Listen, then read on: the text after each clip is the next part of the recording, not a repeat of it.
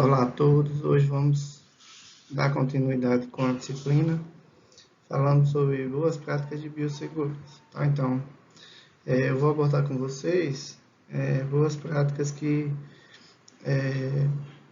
são mais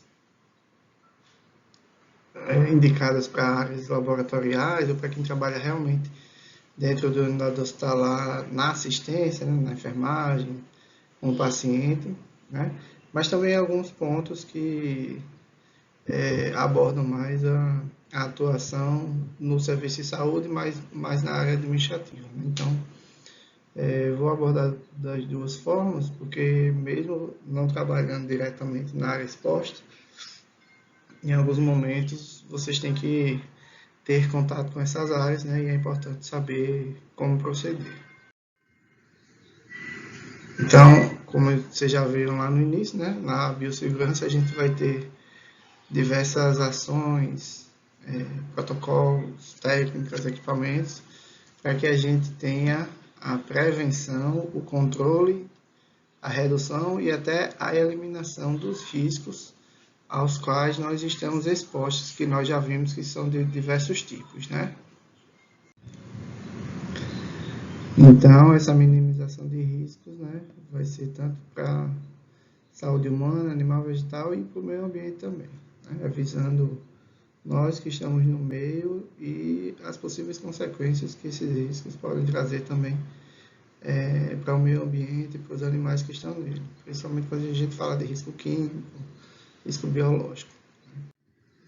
Então, como definição, né, a biossegurança é um conjunto de procedimentos, ações, técnicas, metodologias, equipamentos e dispositivos que nós utilizamos, né, a fim de eliminar ou minimizar os riscos que são inerentes às atividades laborais, né? Então, que podem comprometer assim a saúde humana e do meio ambiente.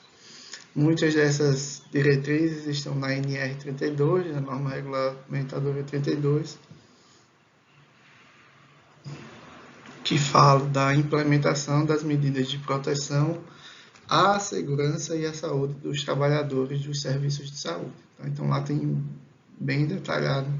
Eu vou colocar para vocês, ver se eu acho para vocês para colocar no cigarro. Então vamos começar com uma coisa mais específica, né, como a parte de higienização, né? Essa parte de higienização dos laboratórios e dos serviços de saúde ela é muito importante, né? Nos laboratórios a gente tem as bancadas de trabalho, que vocês em algum momento podem também ter acesso, e a limpeza e descontaminação dela deve ser feita diariamente, né? Antes e após o uso. Então no início e no final do dia, e essa limpeza e descontaminação deve ser feita com álcool a 70 ou hipoclorito, né, a 1%. Óbvio que existem algumas especificidades para algumas bancadas que trabalham com materiais mais contaminantes, com materiais que são sensíveis ao hipoclorito, uma vez que ele é corrosivo, né? Então, se a gente usa muito hipoclorito ao longo do tempo, aquela bancada ela vai sendo deteriorada, né? Limpeza do piso, né? Utilização de mop seco, né? O mop é parece uma vassoura, né? Aqui, esse aqui, e o mop úmido aqui, que devem ser utilizados nos serviços de saúde, né? A gente não deve ter utilização de vassouras de qualquer espécie nos serviços de saúde, porque as vassouras elas tendem a levantar, né, toda a poeira que está no chão, formando aerosóis e aumentando a possível contaminação que ali esteja. Então, o ideal é a gente utilizar mop, né, para que tem uma tendência de não fazer essa suspensão da matéria que está no piso, né? E normalmente os mops úmidos eles vêm com um carrinho associado para a gente fazer a limpeza, a lavagem dele, retirar o excesso do líquido que foi utilizado para fazer a higienização inicial, né? E também deve ser feito diariamente, né? Normalmente nos serviços de saúde eles estabelecem horários, que são os horários onde tem menor circulação de pessoas, né? Às vezes, antes do expediente começar, às 7, 8, então, às 6 horas, 5 horas da manhã, o pessoal está lá fazendo higienização, né? E também é importante que em áreas algumas áreas que necessitam, né, também seja feita a higienização de teto, paredes e janelas, sendo que a frequência é bem maior. Tá? Essa higienização de piso, de teto, pode ser feita com hipoclorito, glutaradeído, que é muito comum em hospital, Oxivic, que é um produto patenteado que está sendo bem utilizado atualmente por unidades hospitalares, que é a base de peróxido de hidrogênio, né, de água oxigenada, além de outros compostos que servem para estabilizar o peróxido de hidrogênio. Tá? Então, essa limpeza de paredes e janelas, óbvio que não vai ser feita em todos os locais. Então, locais onde tem acesso de pacientes, manipulação de amostras, dentre locais parecidos, né, associados a risco biológico, que normalmente faz esse tipo de higienização. Outra coisa extremamente importante é a segregação dos resíduos, ou seja, a separação dos diferentes tipos de resíduos que as unidades de saúde têm, né? Então, os mais comuns são os resíduos infectantes, né, que são do grupo A. A gente vai falar sobre melhor e de forma mais detalhada na nossa próxima aula. Então, a gente tem os resíduos potencialmente infectantes. Então, tudo que entrou em contato com material biológico é considerado resíduo infectante e precisa ter uma separação do lixo comum, porque ele tem um tratamento depois diferenciado. A gente tem também o grupo B, que são as substâncias químicas, os reagentes, material radioativo no grupo C, tem toda uma legislação específica para isso, né? E tem que ter pessoas qualificadas para fazer essa manipulação. O grupo D, que são os resíduos comuns, que eu acho que é o que mais a gente tem de contato, né? Papel, dentre outras coisas. E temos o grupo E, que são os infectantes perfluorocortantes, né? Então, agulha, ponteira, material de vidro que entrou em contato com amostra biológica que por acaso quebrou, então tudo tem que ser colocado dentro do descarte para resíduos perfluorocortantes que tem uma estrutura que resiste, né, a essas perfurações, fazendo com que quem vai recolher, né, e fazer o transporte desse tipo de resíduo não entre em contato e não sofra nenhum acidente. Né?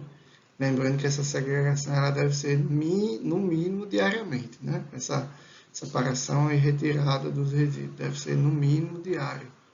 Né? Em determinados locais, essa segregação e essa retirada às vezes é feita de 2 até 3 vezes por dia, né? Pela equipe de higienização. E isso é extremamente importante para evitar, né, que aconteçam acidentes, para que os profissionais estejam expostos a esses riscos, né, nos seus locais de trabalho. Quando a gente fala de laboratório, todos eles são obrigados a dispor, né, a ter um manual de biossegurança, que vai falar sobre todas as questões de biossegurança, quais são os treinamentos, quais são os EPIs exigidos para laboratórios, mas é importante que áreas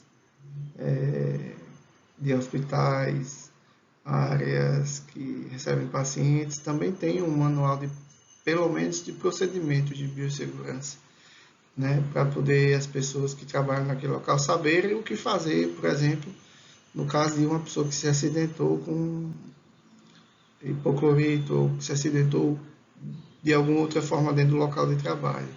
Como se fosse um manual de protocolos, né, de procedimentos. Isso é importante, porque agiliza o atendimento e minimiza, né, as consequências de um possível acidente. Né. Alguns equipamentos de risco em laboratório, eles precisam estar numa área segura, né, mais isolada e com todas as identificações, como por exemplo a autoclave, que é esse equipamento que a gente vê aqui na esquerda, e esse outro aqui do lado. Tá? Esse aqui é o primeiro, a autoclave de bancada, e o segundo é uma autoclave vertical, né? Ela fica apoiada no chão. Elas funcionam como se fossem panelas de pressão. A gente coloca um líquido, né? Coloca o material dentro dela de forma adequada, então dependendo do material ele vai envolvido num papel específico, ele vai dentro de um saco de autoclave que é resistente à temperatura, A gente coloca dentro deles, programa, e aí ele vai aquecer, né, a temperaturas específicas, normalmente 121 graus por 15 minutos. É um dos protocolos mais utilizados para descontaminação do material. E aí ele aquece a água evapora, né, e aumenta a pressão. Então, são equipamentos que fazem descontaminação utilizando tanto a temperatura como o aumento de pressão, né? Então, assim, temperaturas muito elevadas, a manipulação precisa ser feita com EPIs adequados, né, protetor facial, luvas de proteção térmica. Aqui do lado a gente tem uma mufla, tá, que é essa que tem a porta enquadrada. Ela é utilizada para fazer alguns procedimentos laboratoriais de incineração, e a temperatura na mufla chega em torno de 900 a 1000 graus. Então, não dá para ficar em qualquer local, né? Tem que ficar no local separado para minimizar o risco de acidente. E aqui do lado a gente tem um container de nitrogênio líquido. Tá? Dentro desse container a gente tem nitrogênio a menos 196 graus. E dentro desse container a gente tem essas estantezinhas repletas de amostras que ficam aqui no nitrogênio. Então, em virtude da temperatura ultra baixa, precisam também de estar isolado para ninguém acabar manipulando de forma indevida, né, ou tendo acesso e indo mexer e acabar se acidentando. Os locais que utilizam produtos químicos, obviamente, precisam estar devidamente identificados, né, seus frascos. Tem que ter os rótulos com todas as identificações de que tipo de reagente os riscos associados a eles, né? E também armazenados de forma adequada, de acordo com suas compatibilidades. Eu nunca vou deixar uma substância oxidante, né, que libera oxigênio próximo de um produto inflamável, porque se o produto inflamável entrar em combustão, essa combustão vai ser aumentada e muito pelo oxigênio liberado pelo oxidante, né, e por aí vai. Não vou deixar um corrosivo próximo de um tóxico, para que ele acabe corroendo o frasco, por exemplo, do tóxico, liberando isso e causando acidente.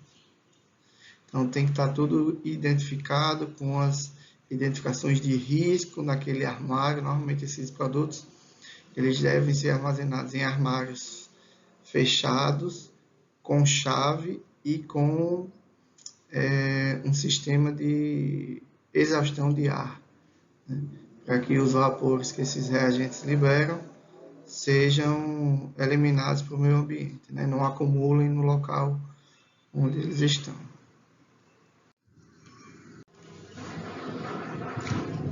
Todos esses reagentes químicos, eles vêm acompanhados de uma FISPQ, que a gente chama. É uma ficha de informações de segurança dos produtos químicos. Então, nessa ficha a gente encontra quais são os riscos, né? Se é um produto corrosivo, se é tóxico, se é combustível, se é oxidante, quais são os efeitos que ele causa se entrar em contato com a pele, se for ingerido, o que fazer em caso de acidente com ele, se houver derramamento. Então, tudo vem na FISPQ, na fichinha de informações dos produtos. Então, elas têm que estar no local onde aquele reagente é utilizado ou é armazenado, né? Porque ele precisa estar disponível para, em caso de acidente, e as pessoas não souberem como fazer, a ficha, né, a FISPQ, ela vai servir de base para que a pessoa atue da forma mais adequada. Importantíssimo ter os extintores, né, dos locais dentro do prazo de validade e sempre cheios, né, sempre com a pressão dentro dos limites, né. A gente sabe que existem equipamentos, extintores para diversos tipos de situações, né. Então, extintores do tipo A para fogo de aparas de madeira, B para líquidos inflamáveis, equipamentos elétricos tipo C, né, materiais combustíveis tipo D, e também tem extintores específicos para gordura, né. O que nós vemos mais nos locais são A, B e C, né. Lembrando que os extintores, em caso de, por exemplo, um curto-circuito, eu não posso utilizar o A porque é o de água, né.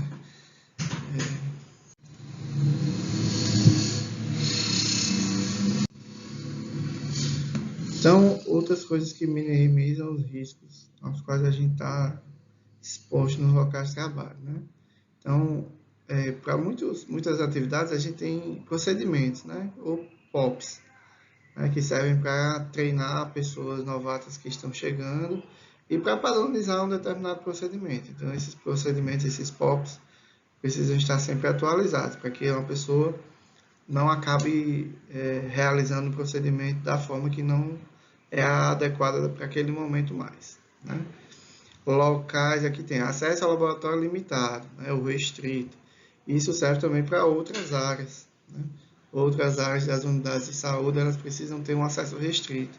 Só entrar lá quem vai trabalhar lá. Então, se você trabalha na área administrativa, não existe motivo para você ficar entrando no laboratório, ou na sala de coleta, ou na área ambulatorial, porque você está se expondo e está levando uma possível contaminação para aquele local. Então, o acesso tem que ser limitado, né? E sempre utilizar os EPIs e APCs que são recomendados para cada atividade, né? Sempre utilizar ferramentas adequadas a cada tipo de atividade, ou seja, não fazer gambiarras, né? Se você precisa fazer um determinado procedimento e não tem a ferramenta que é adequada, não o faça, né? Porque isso vai evitar um risco maior de acidentes, né?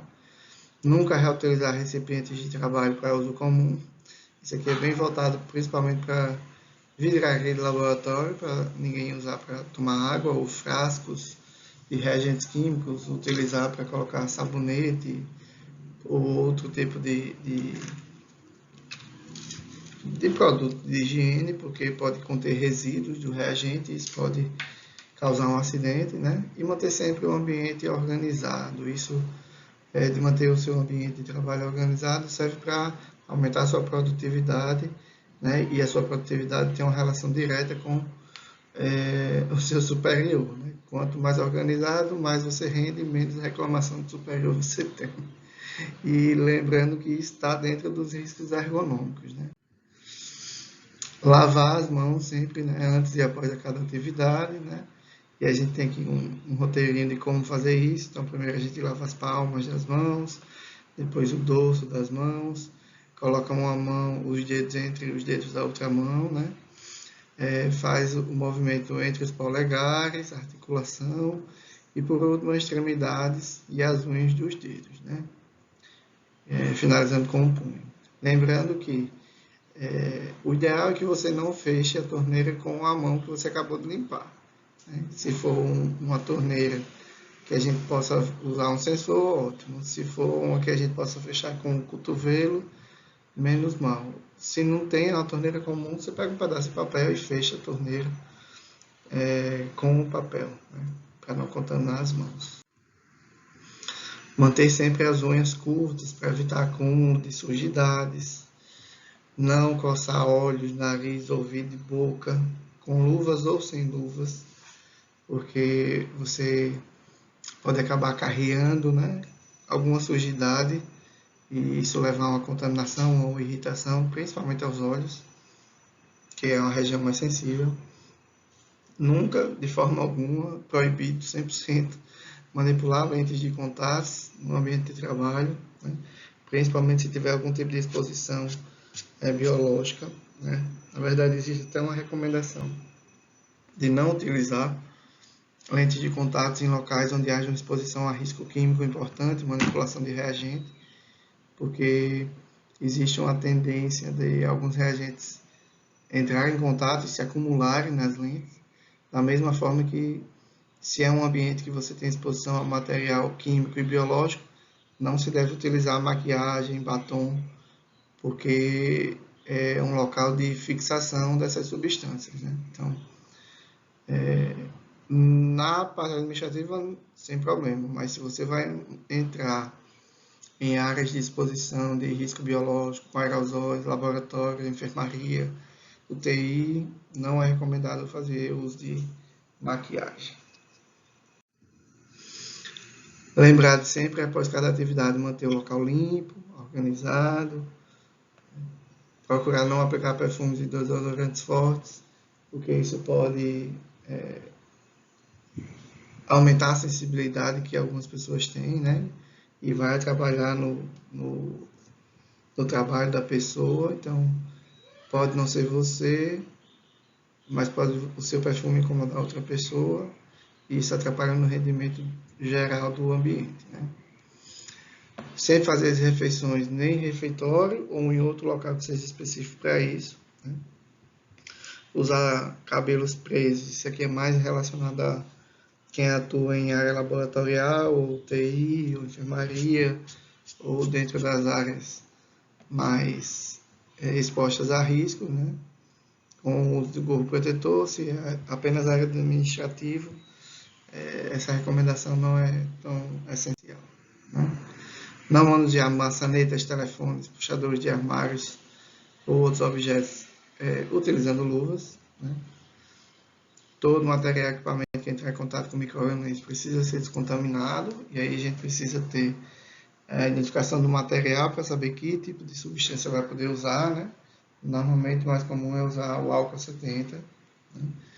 Nunca lavar nem desinfetar luvas cirúrgicas de jeito nenhum, muito menos reutilizar. Usar sempre protetor facial, né, o famoso face shield, quando a gente for manipular produtos que geram aerosóis e respingos. Né? Manter as luvas descartáveis como um hábito, isso aqui é mais voltado para laboratório. Né? Nunca sair do laboratório utilizando os EPIs, né? Retire-os, guarde-os. Né? Se forem luvas utilizadas, também reutilizáveis, guarde-se. Mas tem luva reutilizável? Tem. As luvas criogênicas, as luvas resistentes a altas temperaturas, né? Mas luvas de procedimentos, elas não são reutilizáveis, luvas cirúrgicas também não. E sempre que for calçá-las, verificar se não tem alguma coisa estranha, né? A gente está em período de verão, né? Alta temperatura, os escorpiões estão por aí se reproduzindo muito. Essa questão da retirada dos EPIs é importante, a gente vê muito ser transgredido, né? Pessoas andando no meio da rua, de jaleco, no estacionamento, até dentro de shopping a gente já viu, restaurante, ficar próximo do hospital. Isso é totalmente proibido, pessoal. A pessoa estava numa área de exposição a risco biológico e está levando todos esses contaminantes para onde ela está passando. Então não pode sair do local que necessita do EPI para um local que não necessita e manter o EPI. Não precisa, porque você pode estar levando o risco que é interno para fora. Evitar utilizar sapatos abertos e desconfortáveis nessas áreas, e também evitar sapatos que sejam apertados, com salto muito alto, porque além de incomodar e atrapalhar na sua produtividade, isso pode gerar um acidente durante, né, o dia a dia. Né? Para cada tipo de atividade ou produto químico existem luvas específicas, né? Então a gente precisa saber qual tipo de luva vai ser utilizada para cada material. Exemplo, pessoal que trabalha com placas eletrônicas, que trabalha com manutenção de celular, de equipamentos eletrônicos, eles usam um tipo de luva preta que elimina a eletricidade estática, né? Então, é esse tipo de diferença de luva que precisa ser levado em consideração, né? E as pessoas que forem fazer a descontaminação, né, de parede, piso ou higienização também precisam estar com os EPIs adequados, né? Porque para também não estarem expostos.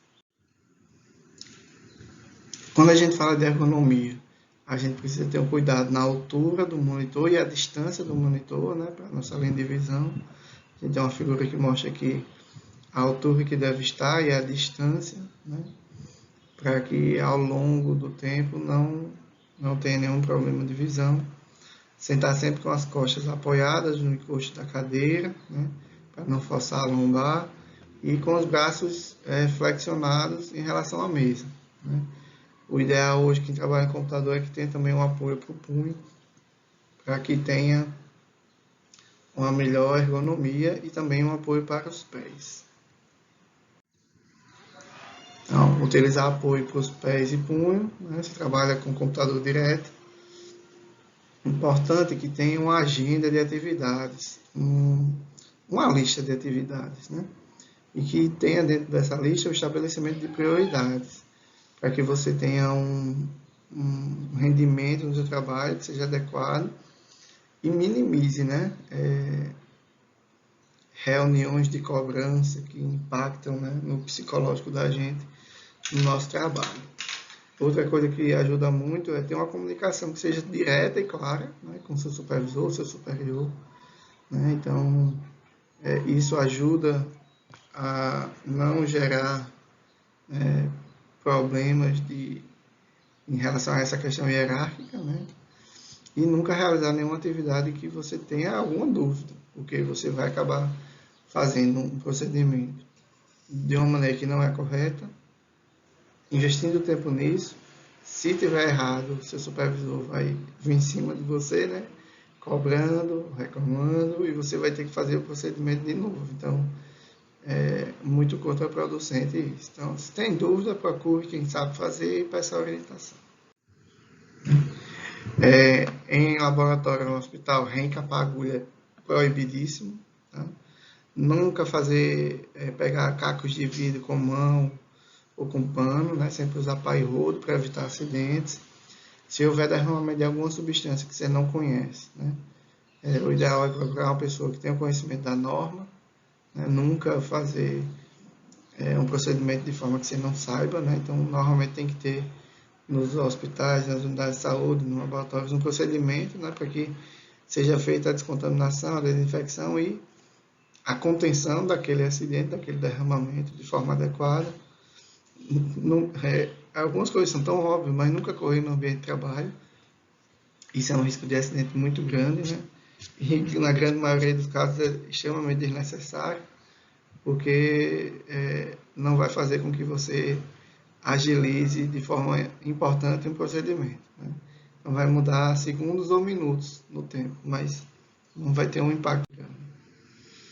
Concentrar-se em sua atividade é importante, evitando conversas, né?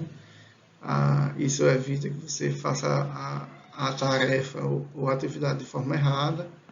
O ideal é que não tenham TVs e rádios, né, no local onde você executa suas tarefas, para que não tenha, né, fuga de atenção. Não obstruir os ouvidos, né, com qualquer tipo de equipamento sonoro. É necessário que a gente esteja atento aos ruídos à nossa volta. Muitas vezes nós somos chamados, às vezes nós precisamos nos retirar dos locais e a gente precisa estar atento ao que acontece à nossa volta. Óbvio que às vezes a gente está numa reunião e para melhor interagir, numa reunião online, para melhor interagir com o nosso interlocutor, os fones ajudam bastante, né? Mas que não seja uma prática diária e total, né, o tempo todo. Aqui a gente tem um descarte, pessoal, de material pérfuro cortante, né? E a gente tem que ter, a gente utiliza para descartar agulhas, cacos de vidro, ponteiras. A gente tem que ter cuidado ao colocar os materiais pérfuro cortantes nela. Aqui em cima a gente abre essa tampinha e tem um bocal aqui, né, uma circunferência por onde a gente coloca essas agulhas. E ela também tem um limite, né, de capacidade. Então, quando ela atinge essa linha tracejada, não deve ser colocado mais nada dentro dela. É fechada e vai ser recolhida para seja levada para o destino correto. Tá? Utilizar vidrarias, materiais quebrados, trincados, não deve ser feito, né? Se, no caso do laboratório que trabalha com mufa, sempre utilizar óculos de proteção, protetor facial e luvas específicas para altíssimas temperaturas. Nesse caso são essas luvas de Fundex Grafatex, né? E também utilizar pinças adequadas para retirar os materiais de dentro da mufa. Tá? Nunca colocar material aquecido, né, na superfície sem um aporte, sem um suporte adequado. Você pode acabar destruindo aquela superfície e causar um acidente com o derramamento desse material aquecido. Tá? Laboratórios que utilizam bico de Bunsen, que é esse bicozinho aqui, ele fica ligado uma saída de gás, a gente aciona ele quando a gente precisa fazer manipulações em ambiente de ar estéreo. Então, é importante a gente sinalizar que o bico de búzio foi recém-utilizado e ele está quente, para que outra pessoa que chegue no local que vai utilizar não sofra algum acidente. Tá? Nunca segurar garrafas ou frascos só pelo gargalo, sempre apoiar com uma das mãos pela parte de baixo do frasco. Né? Ao transportar algum material pesado, né? Sempre peça auxílio a um colega, ou então faça uso de carrinho, de elevador, sempre utilizando, né, posições adequadas para não forçar a lombar ou o joelho. Sempre apagar a luz, sempre que a sala não for mais utilizada, desligar todos os equipamentos. Né? Nunca utilizar equipamentos que apresentam componentes alterados, fios desencapados, tomadas desprotegidas. Mas é o único que tem.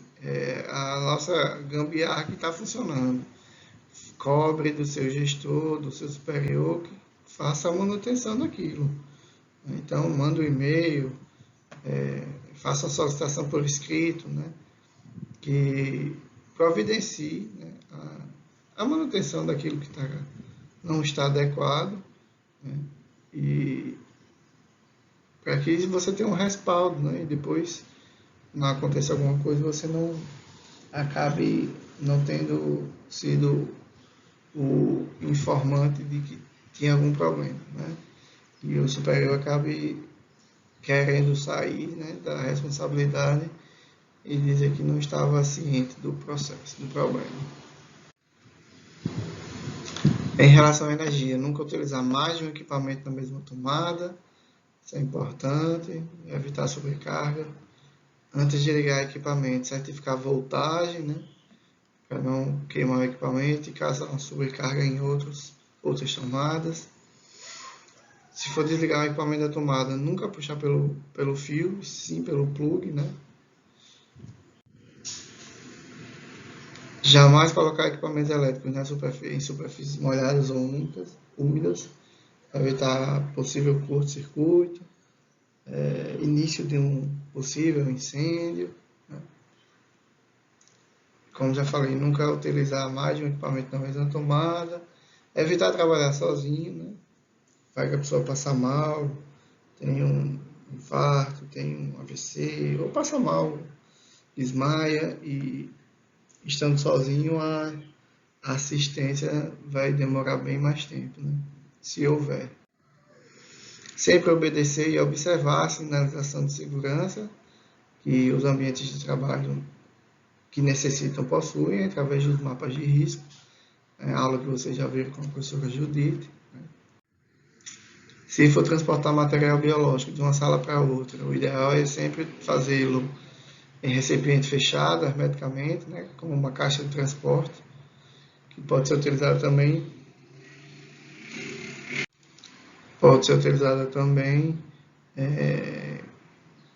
com gelo reciclável, nas amostras que necessitam de refrigeração. Né. Quando calçar a luva, sempre certificar que não tem nenhum furo, né. Quando estiver visitando o laboratório, evite tocar ou encostar na superfície de trabalho. Pode ter amostra, resíduo de reagente químico. Né? É importante que a gente tenha os rótulos dos produtos sempre íntegros. Né? E nunca cheirar ou provar qualquer produto que você desconhece, seja químico ou qualquer outro. Né? Um copo que parece ter água, mas você não sabe se aquilo é água. Mas se for um outro reagente químico, se você for cheirar, você pode absorver uma quantidade grande de solvente e ter uma lesão e passar mal.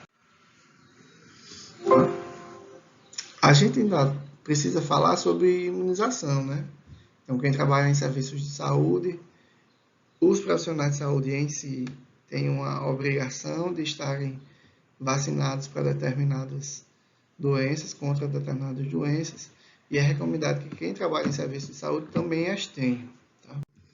Então, a gente tem vacinas, né, que protegem contra diversos tipos diferentes de micro-organismos, fungos, vírus, bactérias. Eu acho que hoje a gente conhece bem melhor sobre isso, né? E dependendo do tipo de trabalho, a gente tem um programa de imunização com vacinas mínimas e a gente pode ter, dependendo da atividade, a incorporação de outras vacinas. Então, a NR7, ela fala das diretrizes para evitar as doenças ocupacionais, e na NR32 a gente tem a obrigação da vacinação dos profissionais da área de saúde. Então, o esquema básico inclui influenza, hepatite B, tétano e difteria. Em alguns locais que têm atividades mais específicas, também pode entrar a vacina para raiva, tuberculose.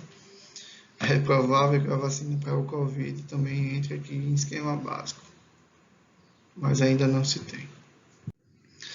Vacina contra difteria e tétano, ela é indicada para quem não recebeu a tríplice viral ou a dupla infantil, ou que não sabe se tomou, né? Não reconhece se tomou vacina quando era criança, não sabe seu estado vacinal. É um esquema de 3 doses, com intervalo de 2 meses entre a primeira e a segunda, e de 6 meses entre a segunda e a terceira dose. E é necessário um reforço a cada 10 anos. A vacina para hepatite B, né? Vem desde o calendário vacinal das crianças, adolescentes e adultos, né? Mas tem uma indicação também para os profissionais de saúde, é uma exigência. Né? Também são 3 doses, com intervalo de 1 mês entre a primeira e a segunda dose, e de 6 meses entre a segunda e a terceira. E nesse caso, após 30 dias da terceira dose, a gente pode realizar a dosagem do anti-HBS para saber se a gente está realmente protegido contra o vírus da hepatite B. Algumas pessoas fazem as 3 doses e não desenvolvem os anticorpos anti-HBS. Então, essas pessoas têm indicação de refazer a vacina para hepatite B até o anti-HBS estar detectável, né? Estar reagente, até produzir esses anticorpos. Quando não produz esses anticorpos, uma grande variedade de coisas pode estar associada a isso. Né? E por último, a gente tem a vacina contra a influenza.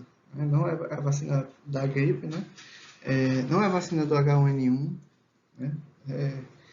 Não é correto chamar assim, porque não é só o H1N1 que está ali dentro. A gente tem 3 subtipos do vírus de influenza, incluindo o H1N1. Então, tem H1N1, que é o influenza A, H1N1, o influenza H3N2, que inclusive está circulando de novo agora depois da pandemia, ou no final da pandemia. Ele estava desaparecido desde o início da pandemia. E também tem uma cepa do vírus de influenza B. Então, são 3 vírus que tem na vacina, né, que protege contra as formas graves aí da influenza. É indicado para crianças, idosos, pessoas imunocomprometidas e os profissionais de saúde. Em alguns anos, os profissionais da educação também entram, mas nem sempre eles entram. E aí o esquema é de 1 dose anual, né? Que protege, a proteção é em torno de 1 ano, um pouco menos. E assim, o vírus da influenza ele tem uma taxa de mutação muito alta e ele se modifica muito. Então, todo ano tem 2 reuniões na Organização Mundial de Saúde para definir quais são as cepas, né, quais são as linhagens de H1N1, quais são as linhagens de H3N2 e de influenza B que devem entrar na vacina que vai ser produzida pelos laboratórios. Então, essa era a nossa aula de hoje, de medidas preventivas ou de boas práticas de biossegurança.